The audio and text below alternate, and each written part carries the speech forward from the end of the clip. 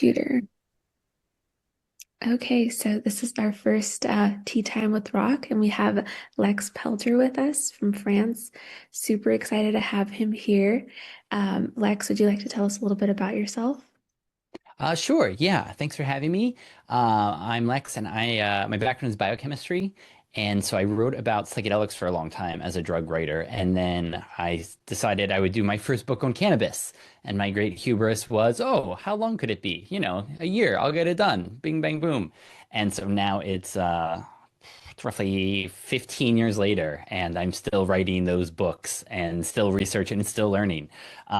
So yeah, it's been really fun. And the main thing I do now is I produce content for cannabinoid companies and I promote the National Cannabis Study that you know about. Anybody listening, you get paid $100 to get paid to talk about your use of our favorite plant, which is really fun.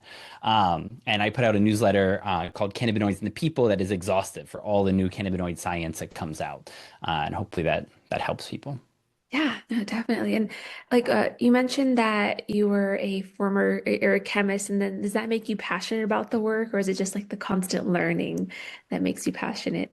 Yeah, I do like learning anything. I've liked books. Those were my very first love. And then I learned about science. I learned about Punnett squares and genetics in sixth grade. And it was just like, this is it. And I've been obsessed with science ever since.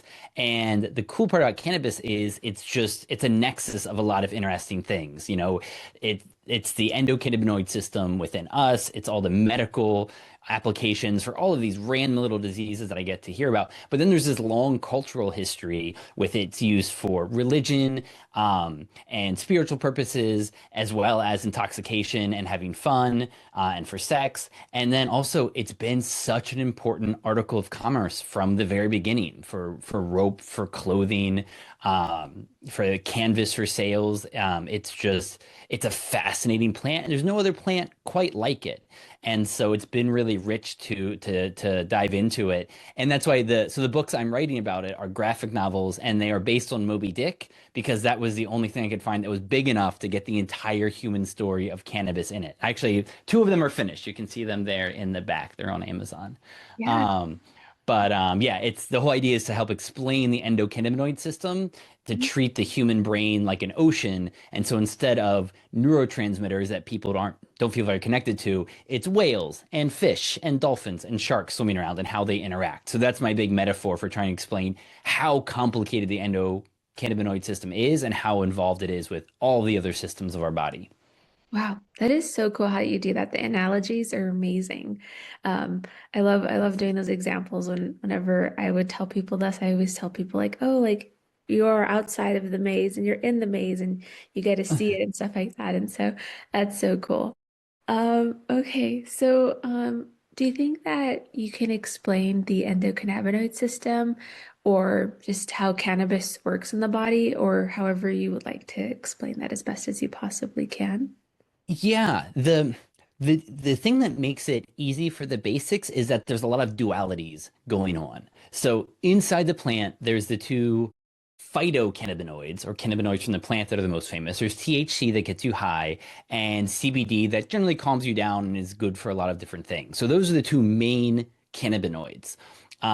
Then inside of us, those cannabinoids from the plant turned us on to neurotransmitters that are also cannabinoids called the endocannabinoids. And uh, there's about there's about 10 or 12 molecules we might classify as endocannabinoids, depending on how you count. But the two that are really well studied are called anandamide and 2-AG. And these are both really important neurotransmitters that our brains and bodies use for a lot of different applications. And so Ananda actually has a great backstory because it was discovered in the early 90s by Dr. Meshulam and a team he was working with in Israel, especially Bill Devane. Um, and they found this brand new neurotransmitter that people have been hunting for probably 100 years because everybody want to know, how does cannabis work? Similar to opium, we took the opium plant that we knew that was good for pain. We extracted the morphine molecule, and that morphine helped us discover our own endorphins that were actually quite similar. That's why the plant worked. It was using something similar to us. And we suspected the story was the same for cannabinoids. And finally, in the early 90s, they solved that problem and they found anandamide.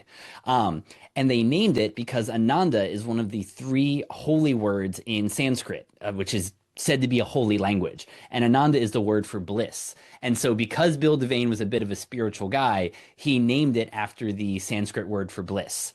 And so, that is the backstory of the two cannabinoids, endocannabinoids. And if you have a molecule in your system, you probably have a receptor that it is binding to. And so that set off the hunt for the cannabinoid receptors, and they soon found the CB1 receptor, which is widespread across the human brain, one of the most widespread receptors that we have. And then the CB2 receptor, which is very much tied up with the immune system and is on every organ of the body, and also very widespread and linked to a lot of the benefits of cannabis seem to be activating the CB2 receptor. While the CB1 receptor in the brain also has medical benefits, that's the one that gets you high. So the actual intoxication from cannabis comes from the THC from the plant binding the CB1 receptors in the brain. But these cannabinoids also bind lots of other places. So, but those are the main dualities going on of the phytocannabinoids, endocannabinoids, and the receptors. Yeah, there's so much to take in. It's like I love the passion that you have in it. It's like this like it's I love it. I love it so much. Um, do you think THC and CBD and the cannabinoids people should know about? Like you mentioned, like the THC is in the brain, you get that's the one that gets you high, and then CBD, as you mentioned, and the entourage effects and terpenes. What do you think is like what's real and stuff like that, or just like it's just like stuff that you've like encountered in the past or people you've talked to, and some people have a stigma behind as soon as you mention THC as well. It's like also being honest and just letting people know like, hey, like try it out, see for yourself. But what do you think about those questions? If you want me to repeat them, I totally can too. Okay, yeah.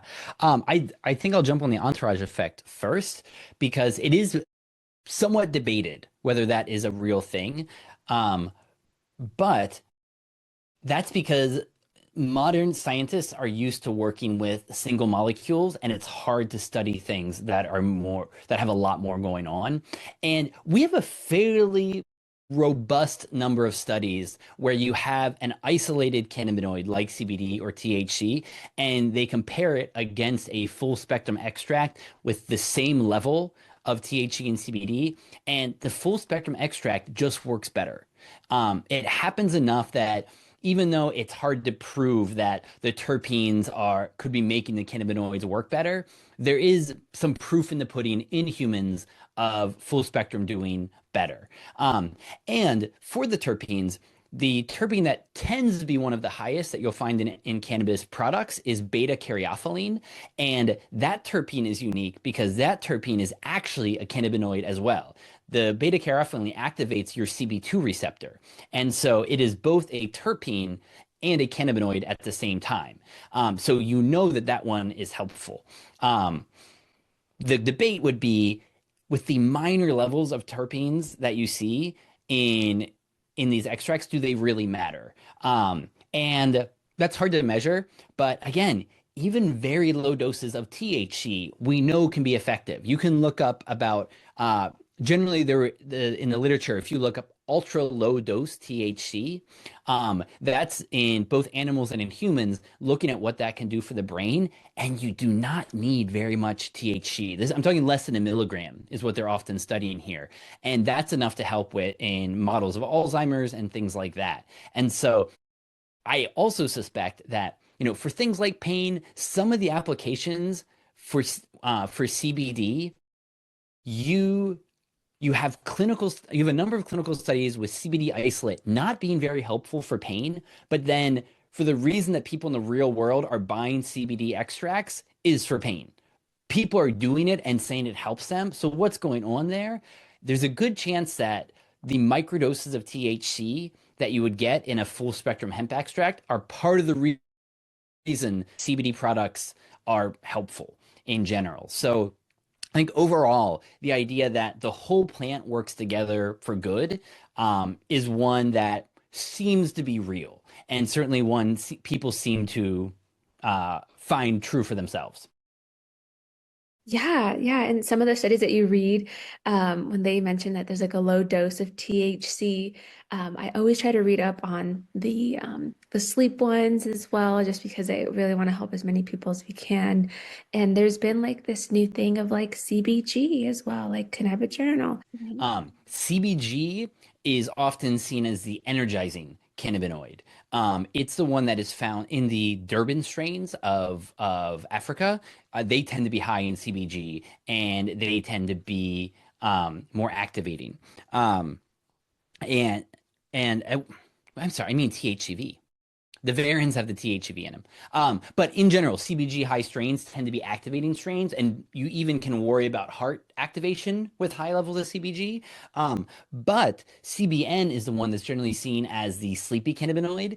And the funny story there scientifically is it basically seems like years ago, Ethan Russo, who's a famous doctor who talks about this stuff, he just did a bunch of vapes and decided the CBN one made him sleepy. And he started saying that. And everybody jumped on it, even though there was no evidence, even in mice, that CBN helped make it sleepy. Everybody just started saying it because Ethan Russo started saying it. But finally, the science has been catching up. And just last week was the first ever study that I'm aware of giving CBN to people for sleep and having it help their insomnia. So finally, the science is catching up that it does seem like CBN really is the one that helps you sleep. The thing is, that's not the only one that helps you sleep. There are cannabinoids from the plant, but there's also endocannabinoids inside of us as well. And there's two that are worth mentioning for people dealing with two different issues. For sleep, there's an endocannabinoid called oleamide that you can buy online. And if you take 2 scoops, it helps you sleep. If you take like 6 scoops, it's a pretty nice little psychoactive effect. Um, but so that one is worth checking out for people dealing with sleep issues. Then there's another one called ole oil ethanol amide, which is a bit of a name. And unfortunately, both of those molecules are often abbreviated as OEA, which leads to a lot of confusion. But the ole oil ethanol amide is often referred to as your endocannabinoid of satiation. So when you finish, when your belly is full, you get a signal that you're full and you should stop eating. The ole oil ethanol amide is involved in that. And it also seems like it's activating that GLP-1 receptor that's so famous now with Ozempic and Wegovy. It seems like this endocannabinoid is a bit of a do-it-yourself Ozempic. And so that's another one that you can buy online, and it does seem to help with metabolic health in general. And it's also much easier to get for people in non-legal states than the cannabinoids from the plant. Yeah, definitely. This is all great stuff. Well, I'll have to hyperlink this stuff after so people can check it out too. And I think that kind of like leads into my next question is like, there's so many products in the market and stuff like that. How would you choose these products and read these labels? Like which ones would you trust and look for? Yeah, it's a tough question. And actually, one thing I'll say, you mentioned about the evidence stuff. For a CBD company I trust that I work with called CV Sciences, they have hired me to build a database for them called cvresearch.info, and it's just free online, and it has, especially for the minor cannabinoids and endocannabinoids, I've collected all the data that's out there. So it's all in one place. So if you can go there and just see all of the research, both human and preclinical, in case that's helpful to people who want to do the deep dives. I also tried to make a video about each one of these, so you have like a 5 to 10 minute explainer. Um, and I'm producing content now at Cannabinoids and the People on TikTok and YouTube. So I'm starting to do more videos there and answering people's questions. So if that would be helpful, feel free to hop on there. Um, but for your question about products, the difficult part is there's really only one thing that matters, and that's your COAs, your certificates of analysis. You wish that you could trust people's words, but it's been a brutal marketplace for the 10 years that I've been in it. Lots of companies going under, lots of shoddy operators, and really the only thing you can do is go with a company that has batch testing for each of their products where they show an independent third party label saying that this doesn't have any contaminants in it. And you want to especially for flower products, you want to make sure that that COA includes testing for microbial contaminants as well as pesticides. Because I just saw a pretty damning article out of um, Canada where they were testing illicit cannabis versus cannabis from the legal market. And some of the legal market stuff didn't test amazingly well, but by and large, it was quite good. And the illicit cannabis was just 90% contained pesticides that would not be allowed in other ways, and lots of um, microbial contaminants as well, which some people think those microbial contaminants are the reason that we're getting a rise in cannabinoid hyperemesis syndrome. But nobody really knows on that one. But really, the only thing, as much as a company might talk well and have very nice sounding motives, the only thing you can trust is what looks like to you like a robust third party testing system where they test every batch that goes out of their doors. Yeah, that's definitely the way to go. I've gone to like farmers markets and I was like, hi, can I see your COAs? And they're like, we don't have any. And I was like, okay, I'm gonna keep going until like I like find sometimes online I'll call the company and be like, hi, like, where's your COAs at? And they'll send them over or they'll just be like, oh, we don't have any. And so typically the companies that do send them over, I feel like a little bit more at ease with them and just have someone to speak to. So definitely COAs are very big. And also if they don't want to provide them, then I don't think you should go with them. That's just a suggestion there as well. Yeah. Yeah, definitely. I guess the next one would be the consumption methods, smoking, edibles, tinctures, topicals. Like, what do you think is like one of the better ones? Which one's like, what do you think about these consumptions methods about like quicker absorptions, like takes a little bit longer to process and stuff like that? If you can give us like a quick 411 on that. Mhm. Yeah, it's again, you have a duality. I like dualities. I grew up in the church, so out of that. Um, but you basically have your fast acute methods and you have your slower chronic methods. And of course, the two fastest ways to get in your system is smoking it and vaping it. And people you often hear that however people first there's a drug writer Victor Pelevin out of Russia, and he said the first good experience people have of drugs or sex is generally how they're going to keep doing it. And so if you started off smoking pot with your friends, most people for the rest of their life, they will keep smoking it because that was the first thing they did and they're used to it. I'm in that category myself. Smoking cannabis, it's still, if, it's still not great for the lungs. It doesn't have a link to lung cancer like tobacco does. It's much safer on the lungs, but you do have higher incidences of pneumonia and long-term lung problems. It's not a huge incidence, but there certainly can be a drag on lung health to be inhaling smoke.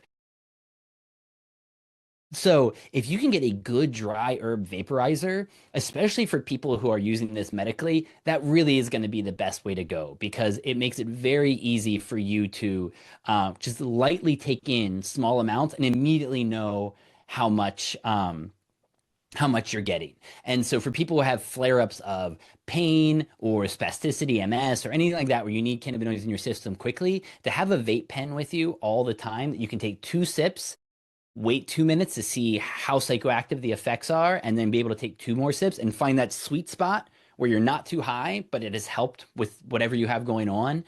That's really the power of vapes, and why I think they're so powerful.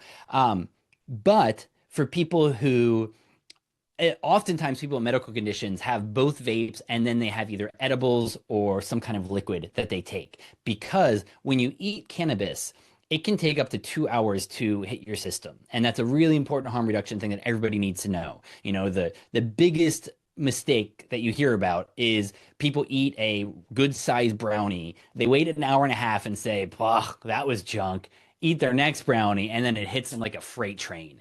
It's funny if you're in an okay situation. If Yeah. you are at a party or somewhere that does not feel safe, or you're an older person who hates the idea of psychoactivity, it can ruin it for somebody, and they will never touch this medicine again, even though it could help them.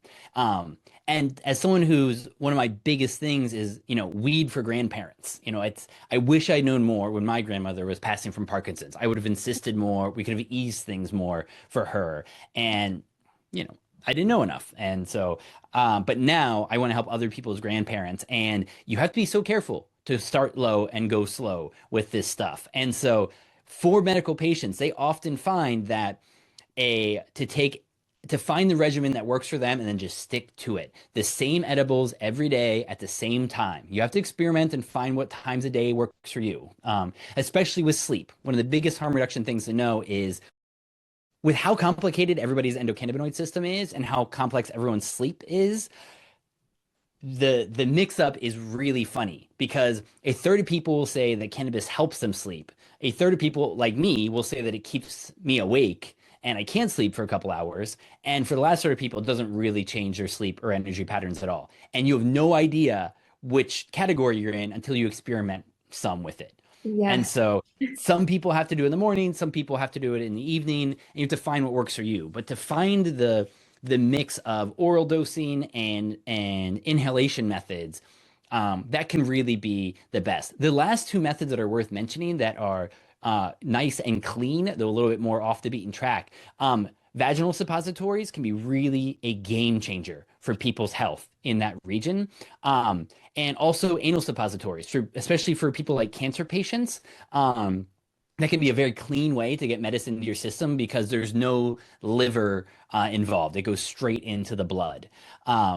Because one thing to mention, one of the problems with edibles is that when you eat THC, your liver converts that type of THC. The THC found in the plant is called delta 9 THC.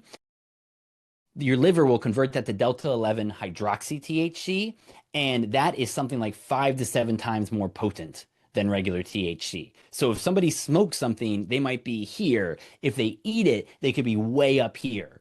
And it's really important harm reduction thing about that. And the last thing I'll say about this is for cancer patients and people like that, skin applications, not only can you help the skin and the region, the pain there, if you do something like a cannabis bath bomb or a topical, that can sink into your blood. And you hear about cancer patients who they do one cannabis bath bomb as a way to medicate and feel better, and they do two cannabis bath bombs to get a little bit twisted and have a really lovely psychoactive night.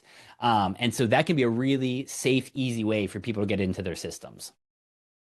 Yeah, like how you mentioned about, I'm gonna just go back and backtrack a little bit. You mentioned the vapes and edibles and stuff like that. I remember reading a while back that there's a certain level of degree that you want to get the vape at that it burns so it doesn't like burn your cannabis too high.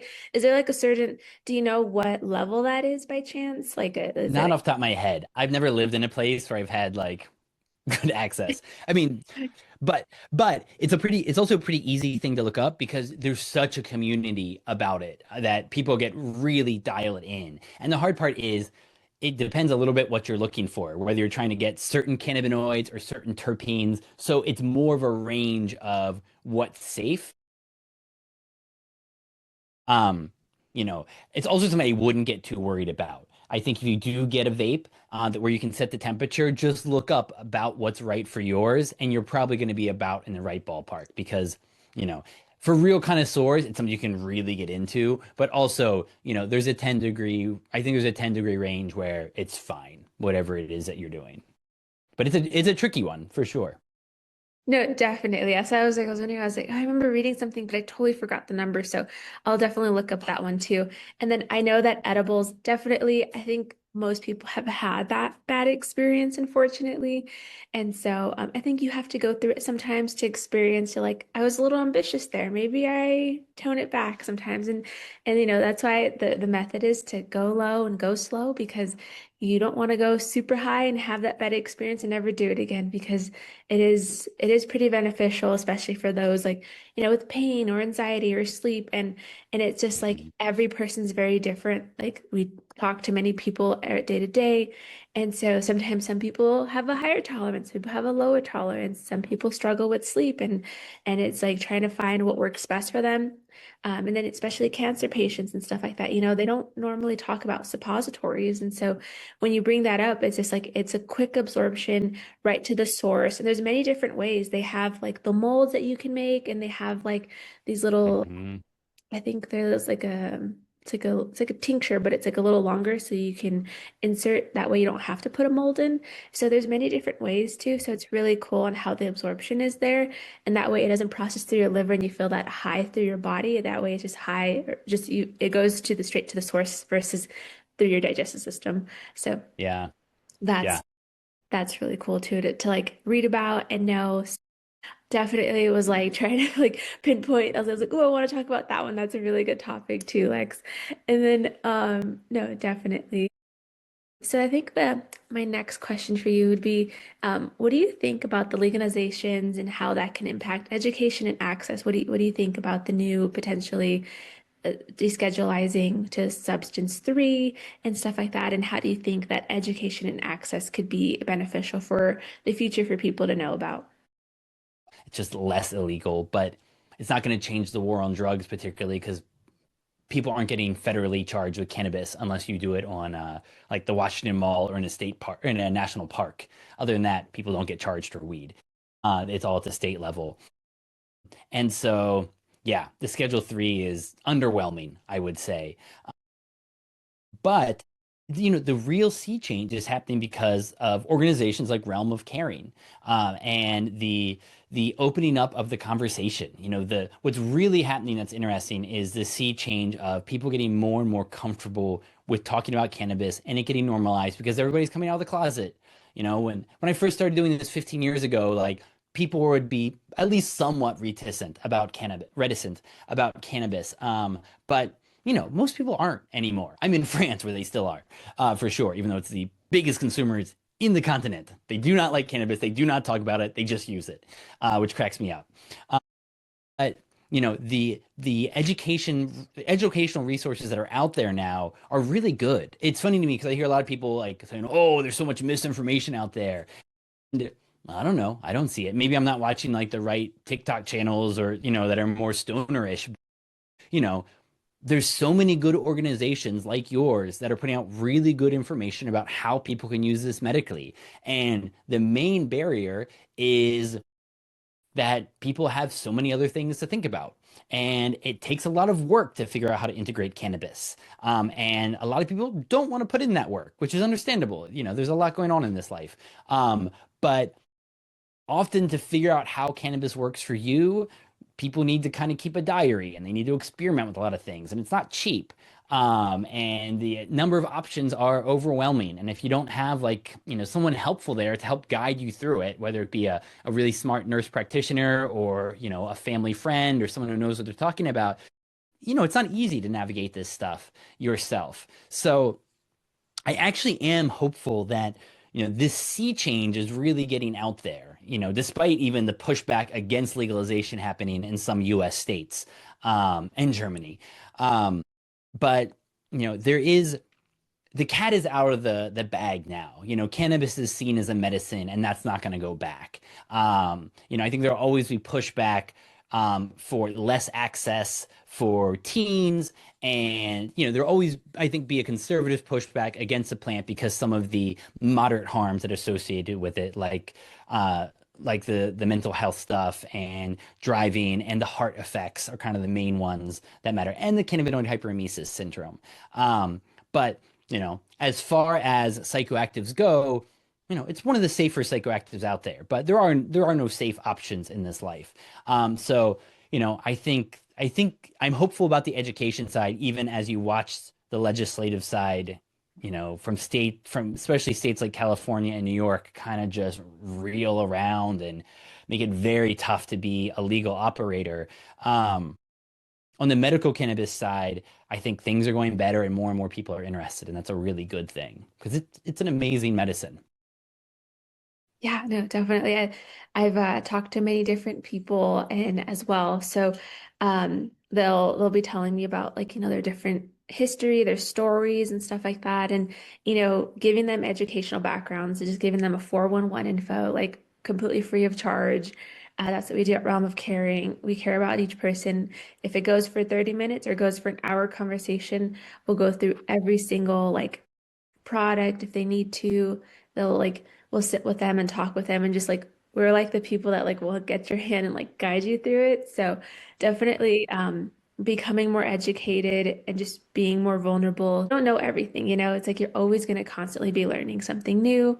And so definitely having different perspectives, talking to different people, opening up your mindset and stuff like that. Because, what we do know is that cannabis was stemmed from like the way that it was stigmatized was because of racism.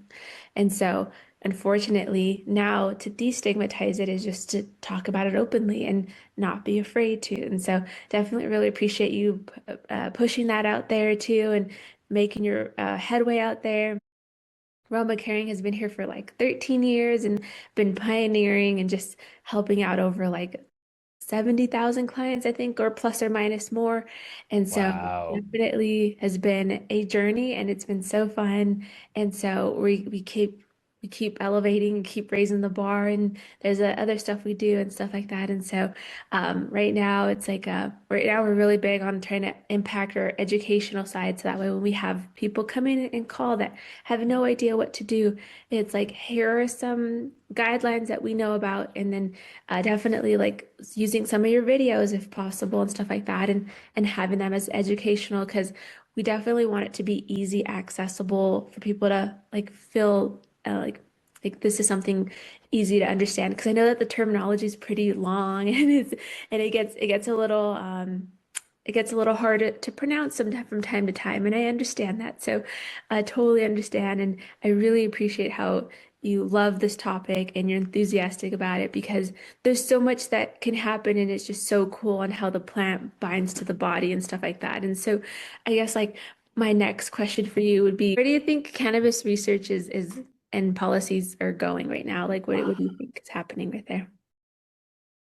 It, yeah, I mean, my hope is that they're heading towards more clinical trials and more practical use.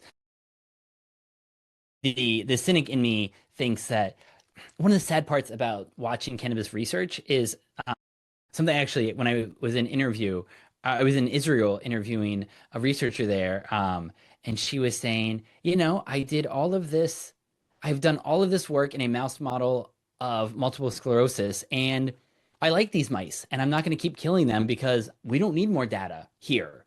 What we need is practical data in humans about how to use different types, formulations of cannabis. Um, and that's happening, but it's happening very slowly. Um, and so my hope would be more practical looks. There's so many studies where I just don't even understand why you're wasting your time with this, especially with the preclinical stuff. We don't need to kill more mice to prove the cannabinoids help epilepsy. We need to test all of these different cannabinoids that we have, as well as the synthetic cannabinoids. They of course have a bad rap because on the street, when used at heavy doses, the synthetic cannabinoids can be quite dangerous, and they amplify all of the moderate harms of regular cannabis. But they're also a reason that a lot of them have been trying to be moved towards pharmaceuticals is that they're interesting, and by and large, the cannabinoids are fairly safe. Drugs because we don't have of the CB1 receptors are so widespread in the brain, but we don't have them down here in the like autonomous heart and lung control kind of things like we do with opioids. You can't physically overdose and die from them. And that's generally true across the classes of the synthetic cannabinoids. And so there's so many great options out there. There's a good 10 cannabinoids from the plant that deserve to be in every clinical study. There's probably another good 20 to 30 to 40 synthetic cannabinoids that are worth studying for all of these different clinical applications. And that's what I want to see. But it's also not just single molecule work. You have all these different cultivars of cannabis with all of their different feelings that they have as well. But you also need to do the kind of educational stuff that you're talking about as well, because it's nice to have a whole bunch of different formulations. But a paper I just saw that really seemed to hit home on that was for the symptoms of cancer, and I just covered in my newsletter this week because the an organization worked with each individual cancer patient to come up with the plan for what kind of formulations of cannabinoids they were going to use, what times of day, came up with a whole comprehensive care plan, then ran it by their doctor, and then did it with them for 12 weeks. And every week or two, they'd go in and they'd talk things over with their care coordinator and adjust dosages, find out better what works for them. And that resulted in a huge improvements. Everybody in the study had improvements to their anxiety levels, their GI tract levels. Almost everybody had improvements to sleep and to pain. It was just so clear, but it took a lot of handholding. It took walking people through it. It's not just throwing these cannabinoids down their gullets and saying, "Call me in the morning." You have to, everyone's endocannabinoid system is very complex. Everyone has different variants of it as well. Your CB1 receptors can be different than my CB1 receptors, which makes you more liable to certain negatives than me. And so it's a very complex plant that can be very individualized and does not make it amenable to regular research. It's a bit more like psychedelic research where you need to be more honed in. And also, it's a big confounding factor is the general female hormonal cycles so often aren't taken into account. And they have a huge impact on this because the endocannabinoid levels of people can fluctuate throughout their cycle, and that can affect how things work. And that's why scientists try to avoid female mice because they're more complicated. And it is a sin as a scientist and a feminist. It is such a sin and a shame how drugs in general are studied when it comes to females, but also with cannabinoids specifically, especially because the the plants we use are female plants.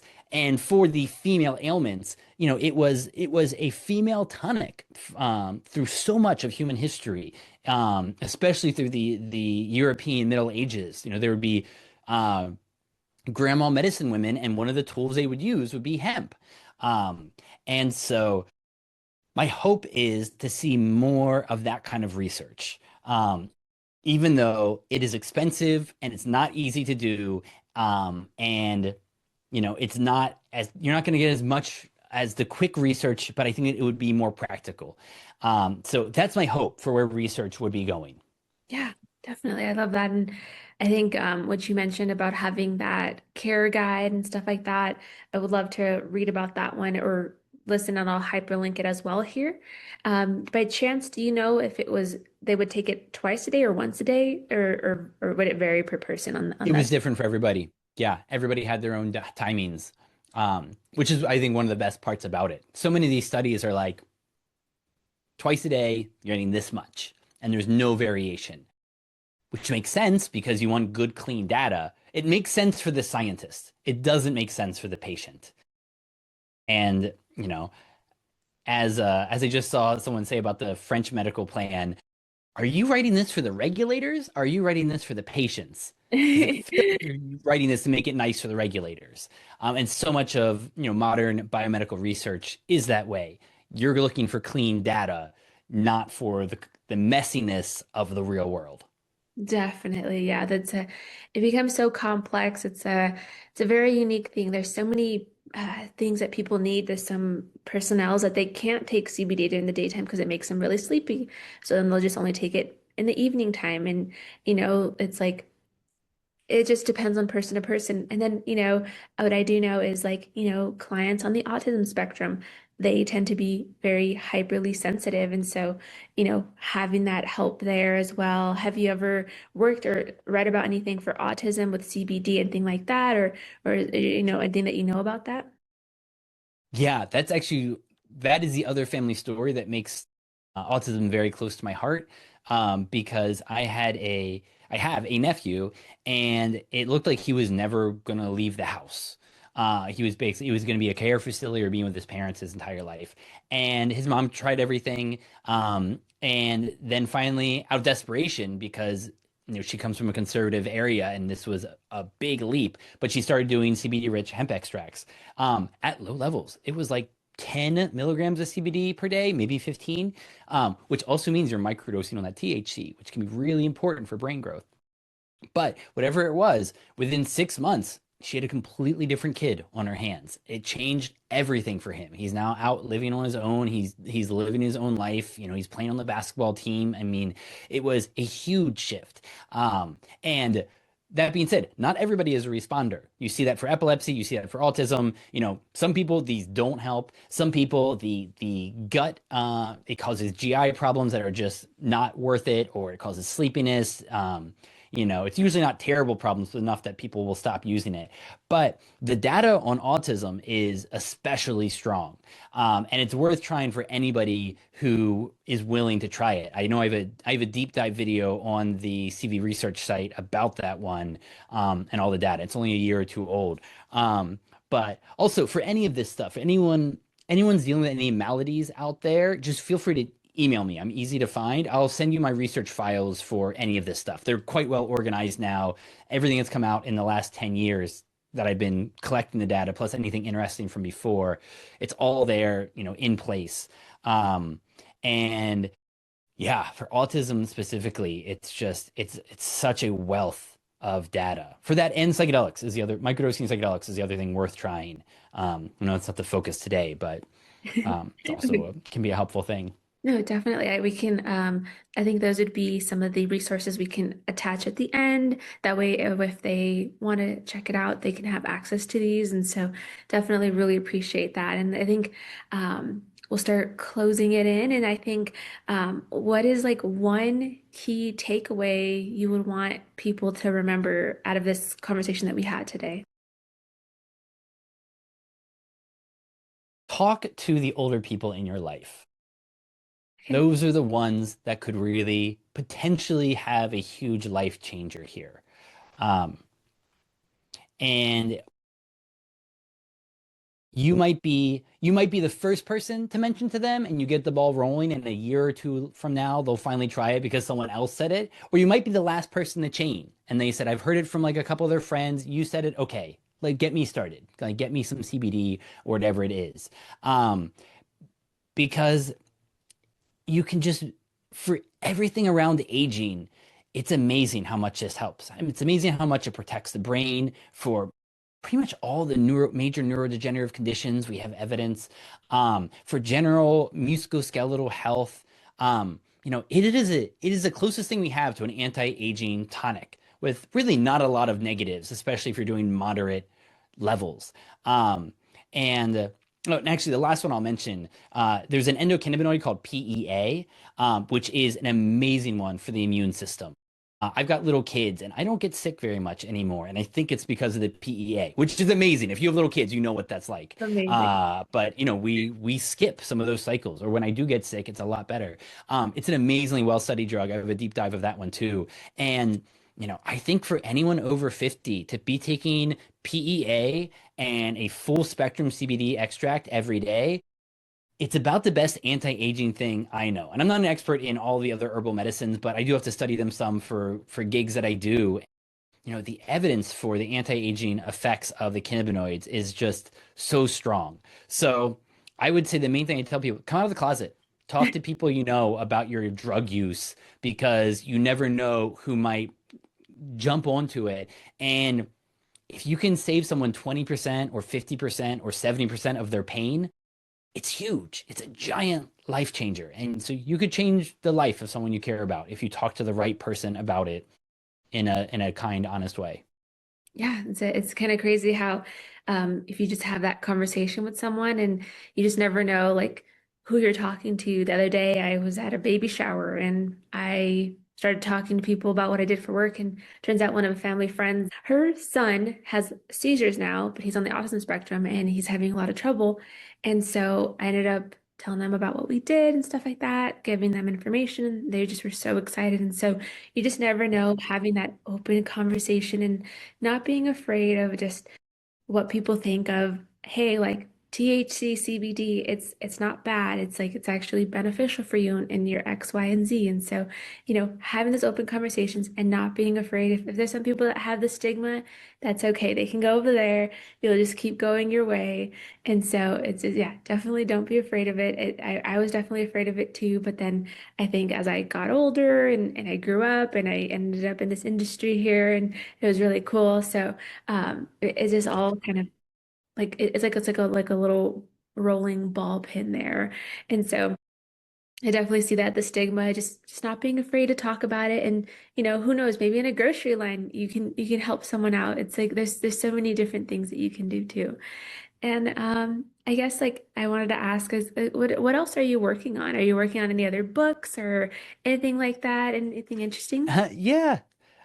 Funnily enough, I mean, my main thing is cannabinoids and the people, which is a newsletter and videos. But I did just get back to writing my Moby Dick graphic novels again. So, I did these first two back here. You can buy them on my website, and I like them. They're fun. But now I'm starting from the beginning with chapter one, and I just started this week. I'm like, okay, it's time. I had to take a break because of little kids, but yeah, I'm really excited to get back to writing those because the one thing that hasn't been covered in the popular press is how deep the endocannabinoid system goes. And so everything else I'm sharing about the human history, there's other deeper books on that stuff, and I'll summarize all of that. But I want to share how fascinating the endocannabinoid system is. And so treating the human brain like an ocean is a big part of it. And then the other half is Captain Ahab, and that is the war on drugs and the terrible racism of the history of cannabis and drug prohibition, which is the other thing I study a lot to the point that it's depressing. I can only read so many like books like that at a time, but it's nice to be getting back to the writing and kind of having a creative outlet instead of just the science writing, very factual. So now I'm getting back to some of the more fun stuff, aided by, Mama Cannabis. Yeah, it's so exciting. I think the first book I ever read was Brave New Weed. Oh, Um, nice. Yeah, it's a buddy. Joel Dolce.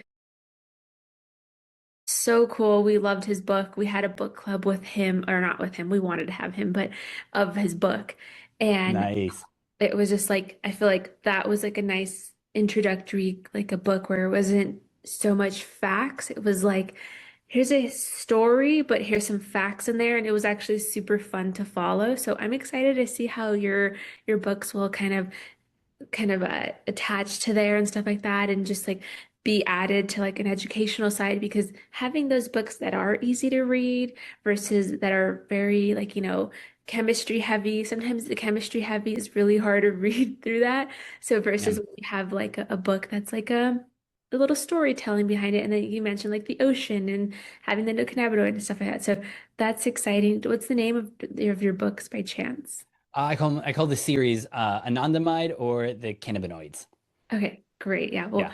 well, I'll So hyperlink all this stuff there. But yeah. so And actually, also, I mean, I love recommending books. And if anybody wants a great book on the story of weed, my favorite is my friend Martin Lee's Smoke Signals. I think it's the best one volume book on the history of cannabis, as well as enough of the science to get you by.